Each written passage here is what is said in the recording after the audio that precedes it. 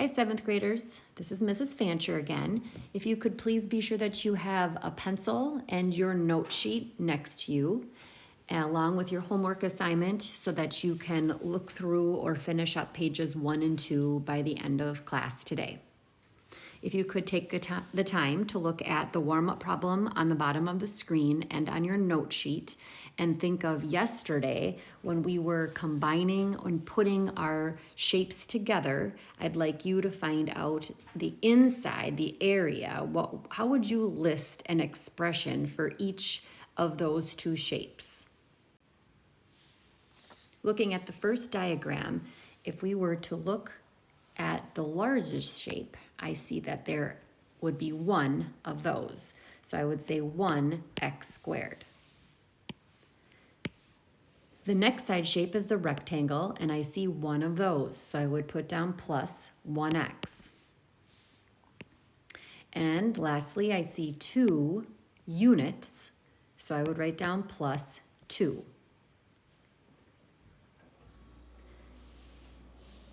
The second expression would be 3 x's plus 3 1's. So 3x plus 3. The perimeter now of each algebra tile can be also written as an expression using the variables and numbers. Write at least 2 different expressions for the perimeter of each tile shown on your paper and below on the screen. Which way of writing the perimeter seems clearest to you? So now we want to think about the outside of each of these shapes. We're not talking about the inside, the area. So here we have to remember that the little unit all has the length of 1 all the way around. The rectangle, if you see that this side right here of the big square and the rectangle are the same size. We call that length an X length. And the 2 sides of the rectangle would be a unit length. So we would put a 1 and a 1. So continuing with the square, the X squared, each of the sides around would be an X. If we total that up, the expression could be X plus X plus X plus X plus X plus X. So if we see 1, 2, 3, 4, 5, 6 X's around the outside. And then we could continue and count how many 1's we have. Plus 1, plus 1, plus 1, plus 1, plus 1, plus 1. So I see 1, 2, 3, 4, 5, 6 1's as well. So I should have 1, 2, 3, 4, 5, 6 1's.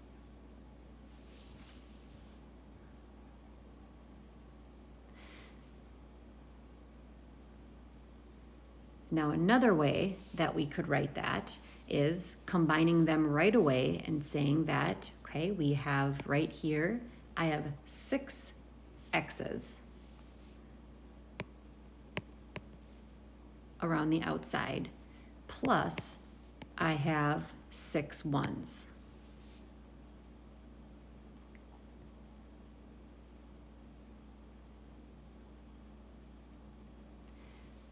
This expression is simpler, easier to write, so that would be the most efficient way to write the perimeter of that diagram.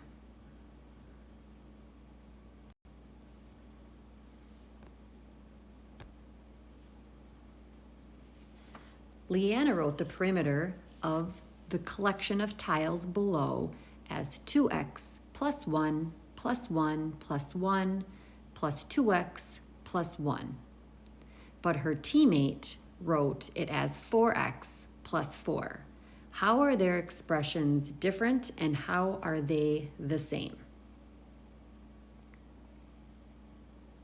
Take the time to see what you would write down to answer that question.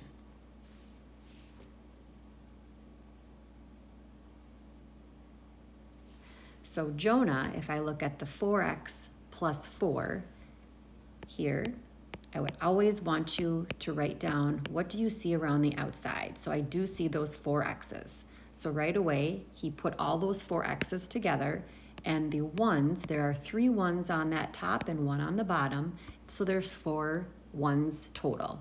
So what Jonah did is he combined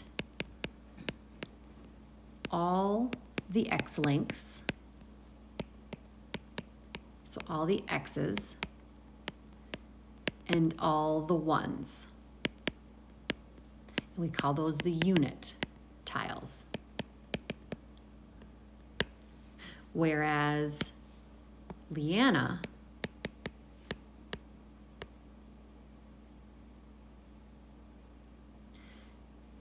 she wrote each side length separately.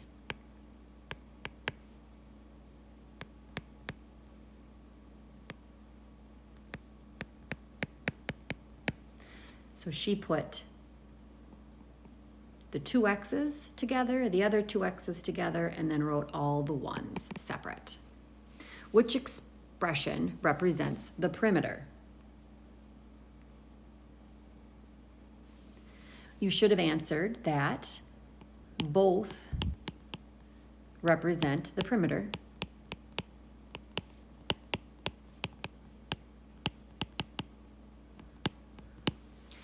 The one that would be simplified, the simplest version, would be Jonah's with 4x plus 4. It's an easier way to write it, less writing, so that is the way that we are wanting to write the perimeter around our shapes. The expressions that you have written to express area inside and the perimeter around the outside are made up of terms that are separated by addition and subtraction.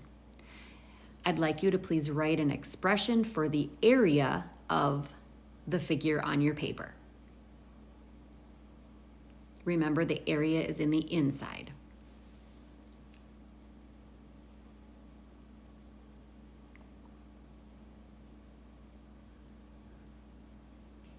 You could have written down that you see 1x squared plus another x plus another x plus another x.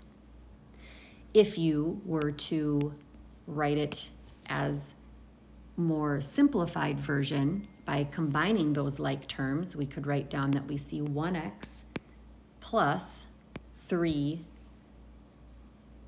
squared plus 3 x's. Now, if we want to work with the perimeter, the distance around, I would want you to write down all the lengths around the outside. X, X, X, and X. 1, 1, 1, 1, 1, and a 1. Go ahead now and enter in the perimeter for that figure.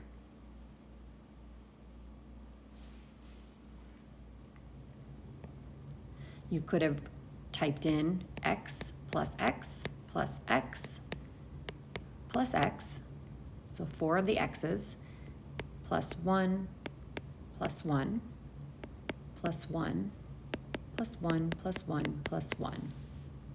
Should have 6 ones. Or if you were to write a simpler expression, you could have written that you have 4 x's around the outside plus 6 ones.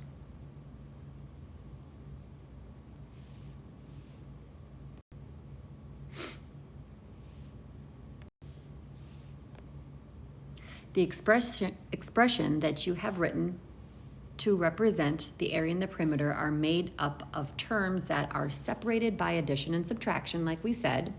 So how many x lengths are represented in the expression for the perimeter?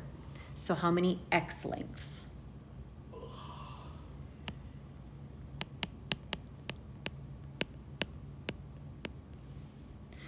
So again, we had 1, 2, 3, 4 x lengths. And how many unit lengths?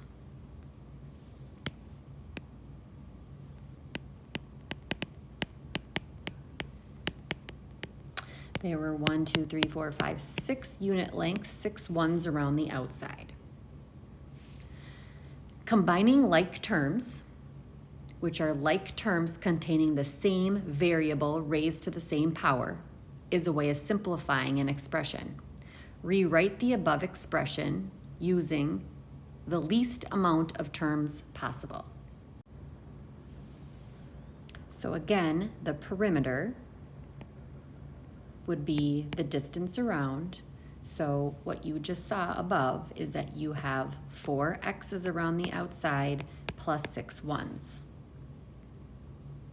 That would be the same as that expression, just combining your like terms. The area would be the inside, which is 1x squared and 3 x's.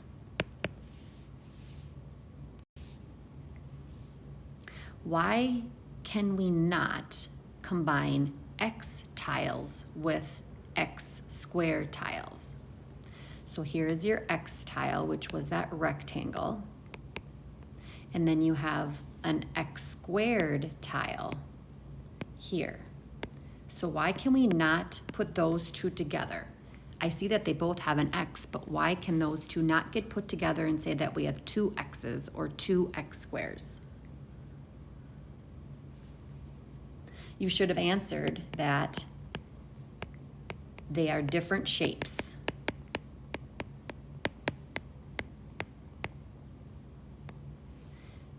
And each of them are raised to a different power.